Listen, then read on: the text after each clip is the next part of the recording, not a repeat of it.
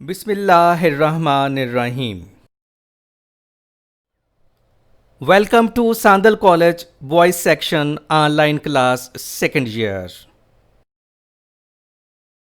Dear students, Assalamu alaikum. Here is Akhtar Saeed, your English teacher. We are going to discuss a very informative and world famous novel of class intermediate part 2, that is Goodbye Mr. Chips. We are going to start chapter number 4 of the novel, that is on page number 8 onwards. Dear students, before embarking on today's lecture on Goodbye Mr. Chips, I would like to tell you something about the writer of the novel Goodbye Mr. Chips and the novel itself. Goodbye Mr. Chips has been written by James Hilton. James Hilton was an English novelist and journalist. He is best remembered for several bestsellers, including Lost Horizon and Goodbye Mr. Chips. In 1938, he had moved to America and then he stayed there in America till his death and wrote Hollywood screenplays. He also won an Academy Award in 1942. Academy Award को Oscar award भी कहा जाता है और ये entertainment की दुनिया का, फिल्मी दुनिया का सबसे बड़ा अवार्ड माना जाता है for his work on the screen play of Mrs Miniver based on the novel by Jan Struther. Now let's discuss the brief history of the novel. Goodbye mister Chips is a novella. Novella dear students एक short novel को कहते हैं जो full length novel की तरह नहीं होता. About the life of a school teacher mister Chipping and his long tenure at Brookfield school. Dear students Brookfield school is a fictional minor British boys boarding school. Boarding school को residential school भी कहा जाता है यानी अकामती इदारा. ऐसे इदारे जहां स्टूडेंट्स और स्टाफ उधर ही कैंपस पे रहते हैं उन्हें बोर्डिंग स्कूल या रेजिडेंशियल स्कूल कहा जाता है. Located in the fictional village of Brookfield in the Fenlands. Little Brown and Company USA first published Goodbye Mr. Chips in June 1934 and it attracted a lot of people across the world. Then it was also published by Hodder and Stoughton UK in October 1934. It is amazing that 15,000 copies were sold on the day of its publication. It has been adapted into 2 cinema films, 2 television presentations, radio and theatre as well. James Hilton portrayed his teacher William Henry Belgarny as Mr. Chips. Mr. Belgarny served at the Leys School, Cambridge. ये वो school है जहाँ James Hilton खुद पढ़ते थे और ये novel उन्होंने अपने टीचर विलियम हेनरी बेलगार्नी को ट्रिब्यूट पेश करने के लिए लिखा. एक और मौका पर जेम्स हिल्टन ने कहा कि इस नावल की इंस्पिरेशन उनके अपने फादर की तरफ से भी आई जो खुद एक अच्छे इदारे के हेडमास्टर भी थे.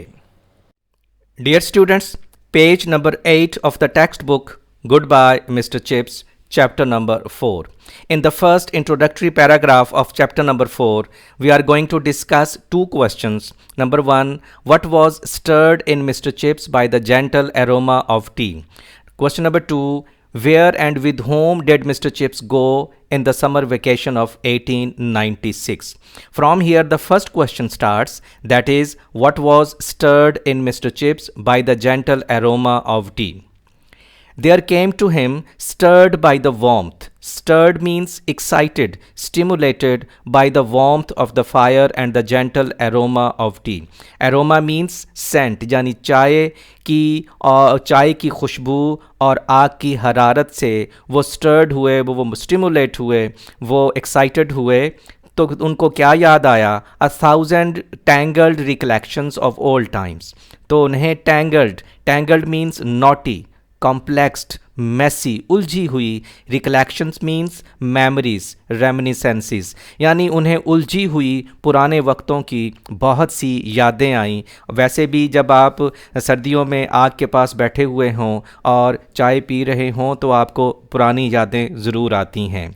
तो क्या याद आया? Spring, The spring of 1896. 1896 is a very important year in the life of Mr. Chips. He was 48 then, at an age at which a permanence means constancy, perpetuity of habits, यहाँ आदात इतनी पुख्ता हो जाती हैं, begins to be predictable.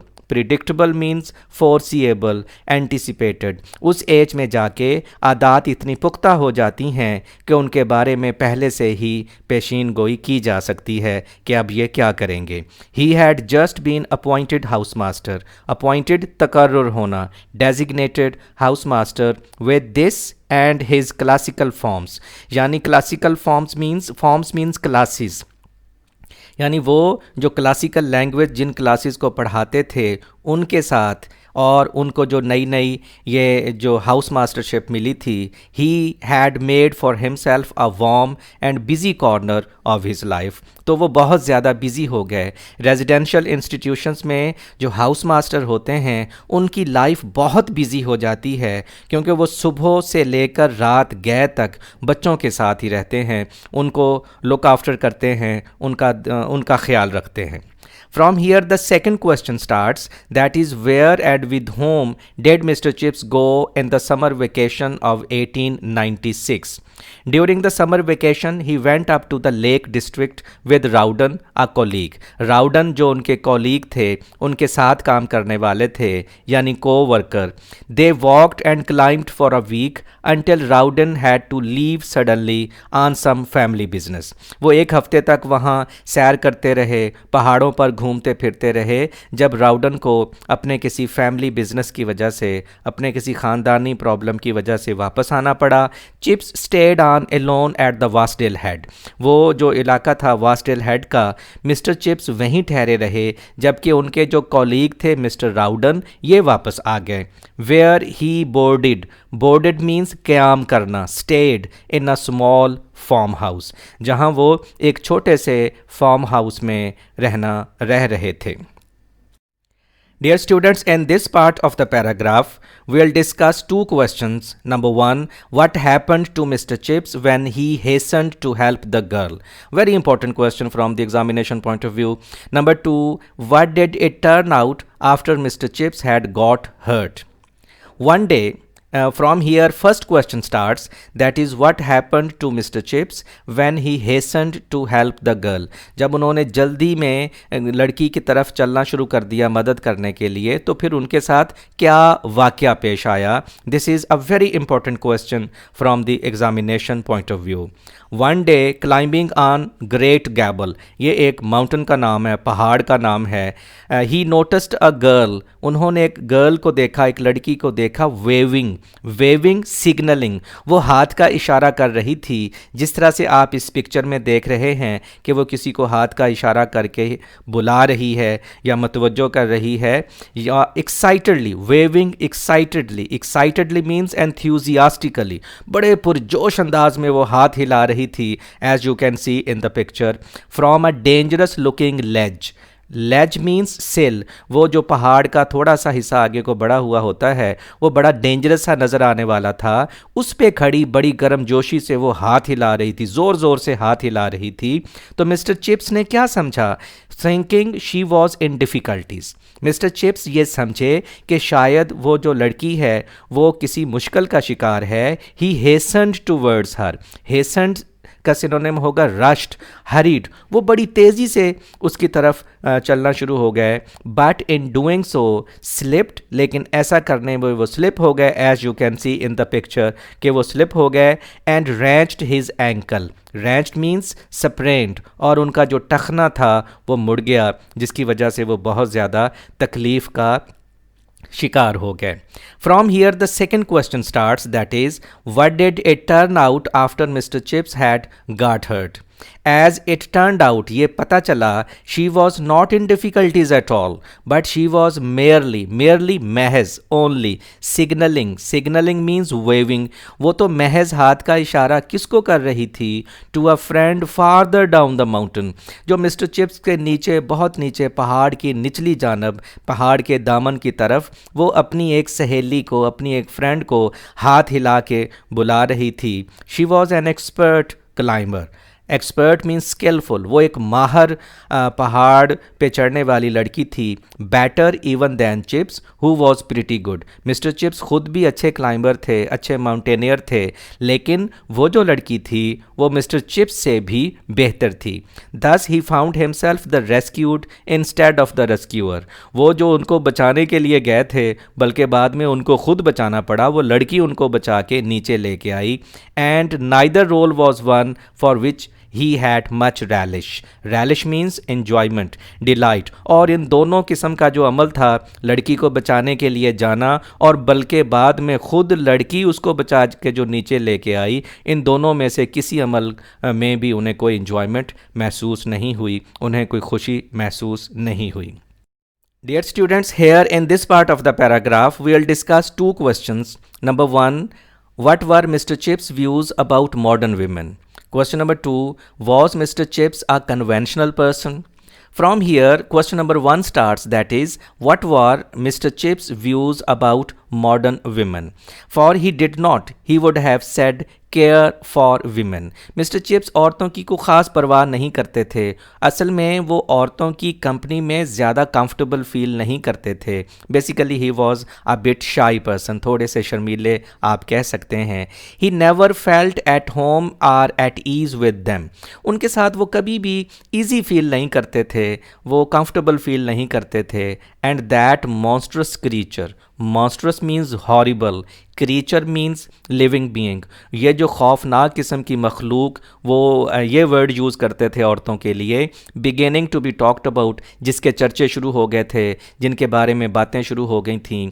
The new woman of the 90s field him with horror, ये जो नई औरत बन के सामने आई थी 90s में, ये जो औरतें थीं वो बहुत ज़्यादा मॉडर्न हो गई थीं और बहुत ज़्यादा आज़ाद भी हो गई थीं, और ये उसे खौफ से मामूर कर देती थी, उन्हें खौफ आता था ऐसी खातीन को देखकर, क्योंकि वो उनकी इस जिद्दत को, उनकी इस आज़ादी को, उनकी इस न्यूनेस को, उनके इस मॉडर्निज़म को ज़्यादा पसंद नहीं करते थे।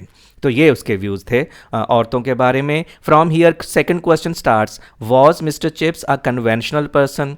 ही वॉज अ क्वाइट, वो एक खामोश तबा, शाई किस्म के conventional person. Conventional means traditional. Yes, mister chips was a traditional person, वो एक रवायती किस्म के इंसान थे जो रवायात पे बहुत ज़्यादा यकीन रखते हैं, और वैसे भी यूके खुद बहुत ज़्यादा रवायात पर अमल करने वाला मुल्क समझा जाता है पूरी दुनिया में। तो he was a conventional person and the world viewed from the haven of Brookfield. Haven means refuge, shelter, sanctuary of Brookfield, यानी ब्रुकफील्ड के की पनाहगाह से जब दुनिया को देखा जाता, seem to him full of distasteful innovations. Distasteful means offensive, unpleasant, innovations newness, novelties, modernism जैसे कह सकते हैं। वो दुनिया को जब ब्रुकफील्ड की पनाहगाह से देखता तो वो उसे नाखुशगवार आज़ादी, नाखुशगवार एक मॉडर्निज़म से भरपूर नज़र आती, जिसको वो कभी भी लाइक नहीं करते थे। There was a fellow named Bernard Shaw. Bernard Shaw, dear students, उनका full name George Bernard Shaw था, और उनकी अपनी दरख्वास्त पर, बल्कि इसरार पर, वो चाहते थे कि उन्हें सिर्फ बर्नर्ड शॉ के नाम से पुकारा जाए, तो दुनिया उन्हें बर्नर्ड शॉ के नाम से पुकारती है। वो आयरिश ड्रामाटिस्ट थे, having radical and socialist views, जिसकी वजह से मिस्टर चिप्स उन्हें बहुत ज़्यादा लाइक नहीं करते थे, क्योंकि वो इनकलाबी किस्म के और सोशलिस्ट किस्म के ख्यालात के मालिक थे। His plays are comedies but influence the the audience a lot. वो कॉमेडीज़ लिखते थे ज़्यादातर, और जो ऑडियंस होती थी उनके प्लेज से बहुत ज़्यादा महजूज होती थी। तो there was a fellow named Bernard Shaw who had the strangest and most reprehensible opinions. Reprehensible means objectionable. तो मिस्टर चिप्स के नज़दीक वो बर्नार्ड शॉ जो थे वो बड़ी ही काबिल एतराज़ किस्म के ख़यालात के मालिक थे, जिसकी वजह से mister Chips George Bernard Shaw को कुछ ज़्यादा पसंद नहीं करते थे। There was Ibsen, there was another person Ibsen whose full name was Henrik Ibsen. He was a Norwegian playwright. Norway के वो एक ड्रामाटिस्ट थे जिन्हें फादर ऑफ मॉडर्न ड्रामा समझा जाता है। His plays have radical views like Bernard Shaw and Place of Women in Society. वो भी औरतों के हकूक़, औरतों की आज़ादी के बारे में बहुत ज़्यादा बातें करते थे, और वो इनकलाबी किस्म के व्यूज़ रखते थे, मॉडर्न किस्म के व्यूज़ रखते थे, जिसकी वजह से mister Chips George Bernard Shaw और हेनरिक इब्सन को कुछ ज़्यादा पसंद नहीं करते थे।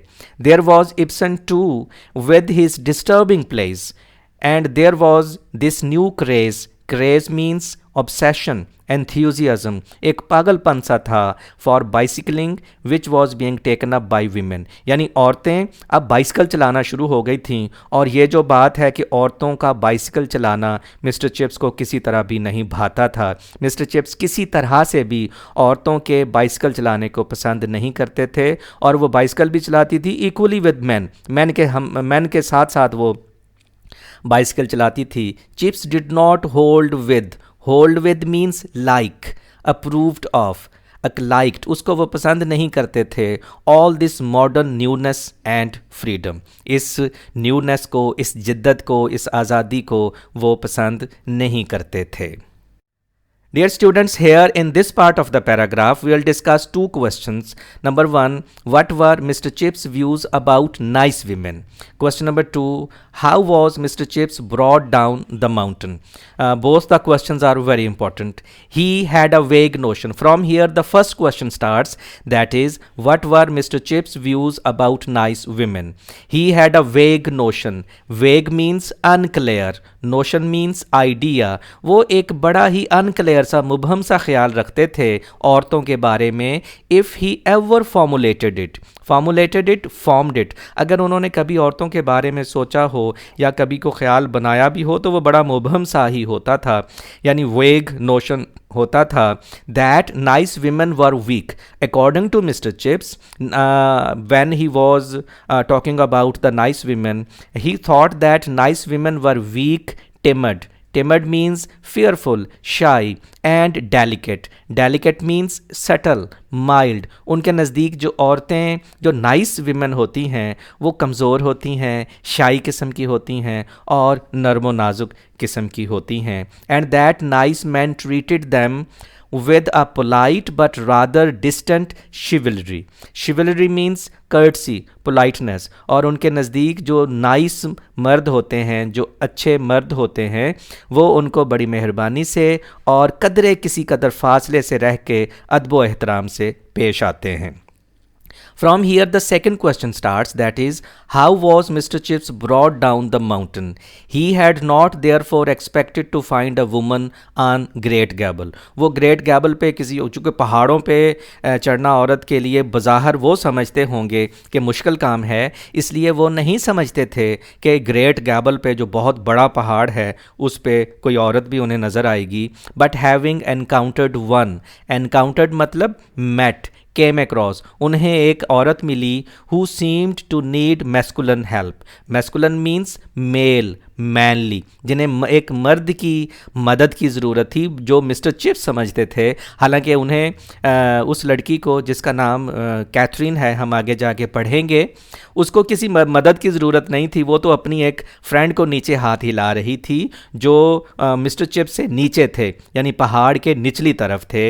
It was even more terrifying, terrifying means frightening, that she should turn the table, turn the table मामला ही उलट देना, बाई हेल्पिंग हिम, तो उन्होंने तो मामला ही उलट दिया। वो मिस्टर चिप्स जो उसकी मदद करने के लिए ऊपर को चढ़ना शुरू हुए थे, गिर गए, स्लिप हो गए और उनके एंकल को मरोड़ आ गया, जिसकी वजह से उस लड़की को मिस्टर चिप्स की हेल्प करनी पड़ी। For she did, she and her friend had to, उन्हें चूंकि मिस्टर चिप्स चलने के काबिल नहीं रहे थे, तो वो लड़की और उसकी जो फ्रेंड थी वो मिस्टर चिप्स को ऊपर से नीचे लेके आए। ही could scarcely walk, scarcely means hardly, वो बमुश्किल ही चल सकते थे क्योंकि उनके पाँव पे चोट आने की वजह से पाँव पे वज़न नहीं आ रहा था, वो चल नहीं सकते थे। He could scarcely walk and it was a hard job getting him down the steep track of to Wasdale. Steep means vertical, upright, यानी वो स्टीप माउंटेन था जिससे उनको नीचे लाना वासडेल की तरफ जहां वो रहते थे यकीनन एक मुश्किल काम था। Dear students, here we will discuss two questions. Number one, describe the physical appearance of Catherine. A very important question from the examination point of view. Why did Catherine visit Mr. Chips on her bicycle? From here, the first question starts. That is, describe the physical appearance of Catherine. असल में वो जो लड़की थी जो पहाड़ पे हाथ हिला रही थी, जो बाद में मिस्टर चिप्स को नीचे लेके आई उसके फार्म हाउस में, उस लड़की का नाम कैथरीन था। Her name was Catherine Bridges. She was 25, young enough to be Chips' daughter. इतनी नौजवान थी कि वो चिप्स की डॉटर जैसी थी, क्योंकि मिस्टर चिप्स उस वक्त 48 ईयर्स के थे, जबकि कैथरीन ब्रिजेस उनका पूरा नाम है, वो जस्ट 25 ईयर्स की थी। She had blue flashing eyes, flashing means sparkling, बड़ी चमकदार किस्म की आंखें थीं। And freckled cheeks, freckled means spotted, dotted, उनके चेहरे पे छोटे छोटे दाग से बने हुए थे। And smooth straw coloured hair. She too was staying at a farm on holiday with the girlfriend. And as she, from here second question starts, that is, why did Catherine visit Mr. Chips on her bicycle? She considered herself responsible for Chips' accident. क्योंकि वो भी ऊपर से देख रही थी जब वो हाथ हिला रही थी कि मिस्टर चिप्स ये समझे हैं कि शायद उसे यानी कैथरीन ब्रिजेस को उनकी मदद की ज़रूरत है, और वो मिस्टर चिप्स उनकी मदद करने के लिए जब ऊपर चढ़ना शुरू हुए तो गिर गए, और वो समझती थी कि उनके इस गिरने की वजह वो खुद हैं, यानी कैथरीन ब्रिजेस खुद हैं। She considered her self responsible for chips accident. She used to bicycle along the side of the lake to the house in which the quiet मतलब खामोश, middle aged, उधेड़ उम्र आदमी, serious looking man lay resting. यहाँ वो संजीदा नज़र आने वाले आदमी जो थे वो आराम फरमा थे। We'll discuss two questions here in this part of the paragraph. Number one, what did Mr. Chips think of her riding a bicycle to his farmhouse? Number two, what were Catherine's nature of job and her political views? That was how she thought of him at first, and he, because she rode a bicycle. From here, first question starts, that is, what did Mr. Chips think of her riding a bicycle to his farmhouse? She rode a bicycle and was unafraid to visit a man alone in a farmhouse sitting room. वो बड़े हैरान होते थे कि वो किस तरह से एक फार्म हाउस के सिटिंग रूम में एक अकेले रहने वाले आदमी से मिलने के लिए आ जाती है। Wondered vaguely. Vaguely means unclearly what the world was coming to. वो हैरान होते थे दुनिया किस तरफ जा रही है। His sprain means wrench, foot injury, जो उसके टखने पे मरोड़ आ गया था, मोच आ गई थी, तो वो put him at her mercy, जिसकी वजह से वो उसके ही रहमो करम पर थे, क्योंकि मिस्टर चिप्स की देखभाल करने के लिए वहाँ और तो कोई था नहीं, तो कैथरीन ब्रिजेस ही थी, तो वो उसके ही मरहूने मिन्नत थे।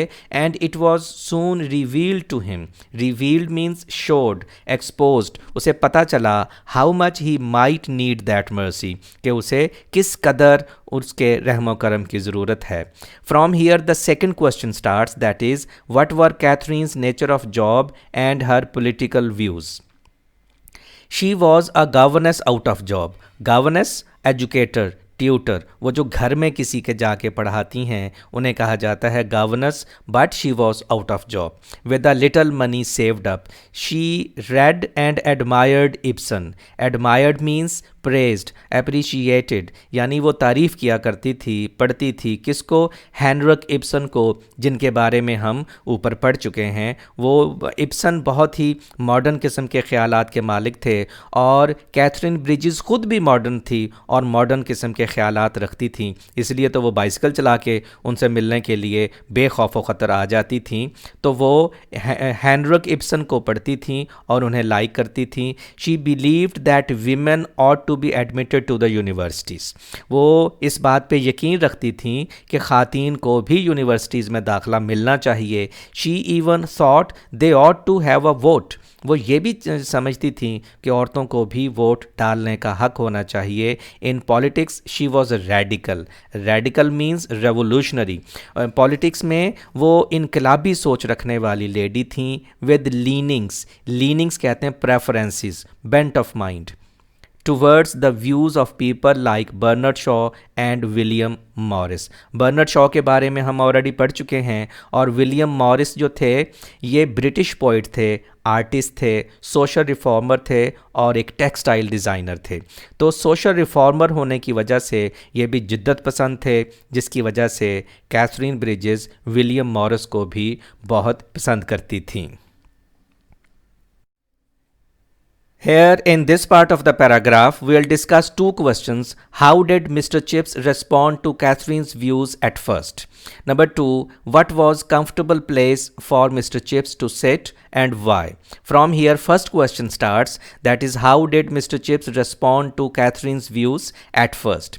All her ideas and opinions were poured out to Chips. Poured out means expressed to Chips during those summer afternoons at Wasdale Head. Wasdale Head में जहाँ वो रह रहे थे तो वो अक्सर आफ्टरनून में उनसे मिलने आती थी वासडेल हेड में और अपने ख़यालात जो थीं वो मिस्टर चिप्स के साथ शेयर किया करती थीं. And he, because he was not very articulate. Articulate means eloquent, expressive. वो बहुत ज़्यादा कोई फसाहत के साथ बोलने वाले नहीं थे, बहुत ज़्यादा स्पीकर अच्छे नहीं थे. Did not at first think it worthwhile. Worthwhile means worthy, valuable, to contradict them. Contradict them, oppose them, disagree with them. वो उनके ख़यालात से बहुत ज़्यादा contradict नहीं किया करते थे, बल्कि अक्सर सुन के खामोश ही रहते थे. Her friend went away, but she stayed. उनकी जो दोस्त थी कैथरीन ब्रिजेस की, वो चली गईं लेकिन वो उधर ही ठहरी रहीं. What could you do with such a person? Chips thought. Chips अक्सर सोचते थे मिस्टर चिप्स कि ऐसे आदमी का भला आप क्या कर सकते हैं. From here second question starts, that is what was comfortable place for Mr Chips to sit and why. He used to hobble. Hobble means stagger, लड़खड़ाना, लड़खड़ाते हुए. With sticks along a footpath leading to the tiny church. वहाँ एक छोटा सा church था, उसके footpath पर उसके पास उसकी तरफ जाने वाले रास्ते पर लड़खड़ाते हुए वो चले जाते. There was a stone slab on the wall. उस दीवार पर एक छोटी सी पत्थर की सिल थी जिसके ऊपर बैठा जा सकता था. And it was comfortable to sit down facing the sunlight and the green brown majesty of the gable. Majesty means dignity, grandeur, splendour. वो उसके सामने बैठ के देखते थे तो सामने गैबल की जो एक शान व शौकत होती थी, उसका जो एक ग्रीन ब्राउन जाहो जलाल होता था वो उनको नज़र आता था. And listening to the chatter. Chatter means talk, gossip of, well, yes, Chips had to admit it, a very beautiful girl. और वो चिप्स को एडमिट करना पड़ा कि कैथरीन जो थी वो एक बहुत ही खूबसूरत लड़की थी. उसकी बातों को भी वो सुनते थे बल्कि उनसे महजूज होते थे. Here in this part of the paragraph, we will discuss two questions. Number 1, what were Mr. Chips' feelings about Catherine and what were Catherine's feelings about Mr. Chips? Both the questions are very important from the examination point of view. From here, first question starts, that is, what were Mr. Chips' feelings about Catherine? He had never met anyone like her. उसे वो भी ज़िंदगी में कभी ऐसी लड़की से यानी कैथरीन ब्रिजेस जैसी लड़की से नहीं मिले थे. He had always thought that the modern type this new woman business would repel him drive back. Repels, वो समझते थे कि ये जो न्यू वुमन है यानी ये जो मॉडर्न वुमन है 90s की, वो उसे कभी भी नहीं भाती थी. वो समझते थे वो कभी भी उनके साथ अंडरस्टैंडिंग या उनको वो कंफर्टेबल फील नहीं करेंगे उनकी मौजूदगी में. And here she was making him positively look forward to. Positively certainly, वो यकीनी तौर पर look forward to the glimpse of her. Glimpse means look, sight of her safety bicycle careering along the lakeside road. और यहाँ क्या था, उस लड़की ने यानी कैथरीन ब्रिजेस ने मिस्टर चिप्स को मजबूर कर दिया कि वो साइकिल चलाते हुए उस लेक साइड रोड पर आते तो उनकी एक झलक देखने के लिए वो बेताब हो जाते कि वो कब उनसे मिलने आएगी. And she, from here second question starts. Now in return, what were Catherine's feelings about Mr. Chips? And she too had never met anyone like him. यानी वो क्या कहते हैं, दोनों तरफ है आग बराबर लगी हुई, तो वो भी उनको उन जैसा कोई उनको नहीं मिला था. She had always thought that middle-aged men who read the Times, वो हमेशा यही समझती थी कि मिस्टर चिप्स जैसे उधेड़ उम्र आदमी जो सिर्फ टाइम्स ही पढ़ते, द टाइम्स अखबार है यूके का. And disapproved of modernity. Disapproved, disliked of modernity. Modernity means newness, innovation. यानी जो अखबार पढ़ने वाले लोग हैं और मॉडर्निटी को पसंद नहीं करने वाले लोग हैं जैसे मिस्टर चिप्स को वो जैसी उम्र के लोगों के बारे में वो समझती थी, were terrible bores. Terrible means horrible, कि ये इंतहाई बोर किस्म के आदमी होते हैं. Yet there he was claiming her interest and attention. और यहाँ उसी उम्र का एक आदमी जो उसकी तवज्जो हासिल करने में बहुत ज़्यादा कामयाब हो गया. Far more than youths of her own age. उसकी अपनी उम्र के जो नौजवान लड़कों की निस्बत यहाँ मिस्टर चिप्स उसकी बहुत ज़्यादा तवज्जो लेने में कामयाब हो गए. We'll discuss two questions here, dear students. Number one, why did Catherine like Mr. Chips? Number two, when and where did they marry? From here, from the very first word, question number one starts, that is, why did Catherine like Mr. Chips? She liked him initially because he was so hard to get to know.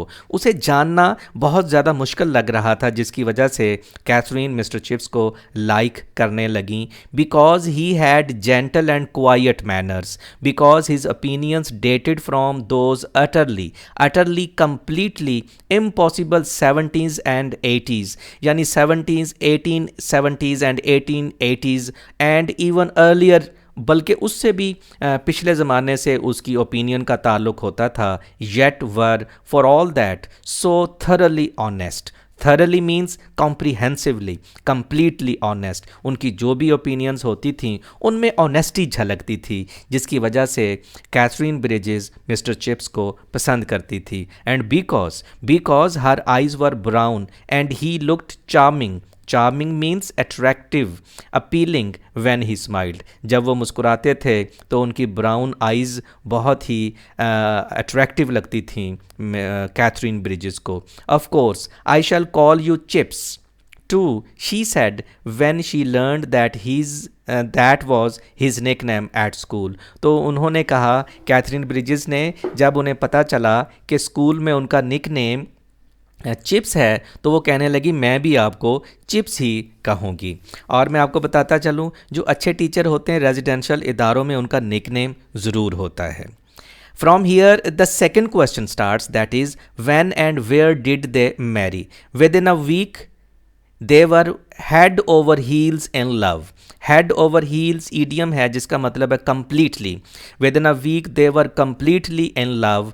Before Chips could walk without a stick, they considered themselves engaged and they were married in London a week before the beginning of the autumn term.